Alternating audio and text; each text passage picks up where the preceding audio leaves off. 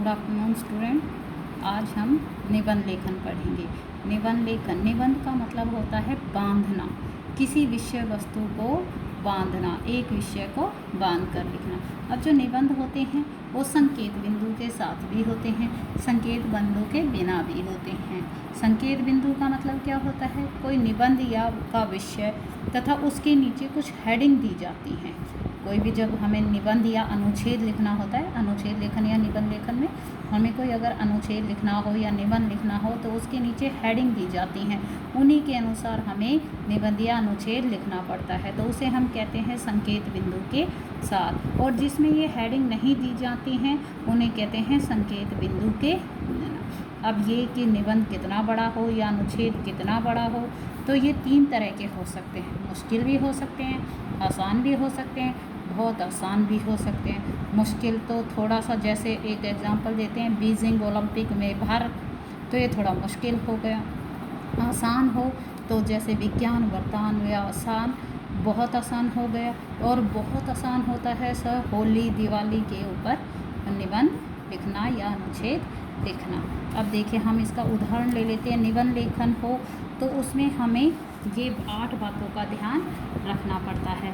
पहला होता है भूमिका या प्रस्तावना, फिर उसका अर्थ, महत्व, प्रभाव, लाभ, हानियाँ, उपाय, उपसंहार। इस प्रकार हम इन 2 एग्जाम्पलों के द्वारा, जैसे विज्ञान वरदान या अभिशाप, इस निबंध के हम यहाँ पे प्रारूप के द्वारा समझा सकते हैं। हमें सबसे पहले हमें क्या करना है?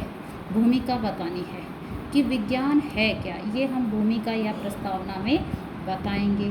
फिर दूसरा हेडिंग है अर्थ, तो विज्ञान का क्या अर्थ है, 2 शब्दों से मिलकर बना है, वी प्लस ज्ञान से, इस तरीके से। फिर हमें विज्ञान का महत्व बनाना है कि विज्ञान के क्या महत्व हैं, फिर हमें इससे क्या क्या लाभ हो रहा है विज्ञान से। फिर उसके अगले पॉइंट में हमें बताना है हमें इससे क्या हानियाँ होती हैं, फिर हम इसके क्या उपाय कर सकते हैं। लास्ट में आता है उपसंहार। उपसंहार का मतलब होता है निष्कर्ष। निष्कर्ष यानी ये लास्ट में हम लिख सकते हैं विज्ञान के लाभ भी हैं और हानियाँ भी, लेकिन ये किस पे डिपेंड है?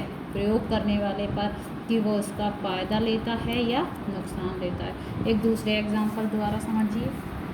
मान के चलो एक ये अनुच्छेद लिखना है बेटी बचाओ बेटी पढ़ाओ, तो फिर हम इसमें भूमिका लिखेंगे कि ये है क्या, कौन सी स्कीम है, बेटी बचाओ बेटी पढ़ाओ। फिर अब हम इसका अर्थ तो लिख ही नहीं सकते क्योंकि हमने भूमिका में तो कुछ अनुच्छेदों में क्या होता है कि इन 8 में से केवल हम 5 का ही प्रयोग करते हैं, क्योंकि अब अर्थ लिखने की आवश्यकता नहीं है क्योंकि हमने भूमिका बता दी।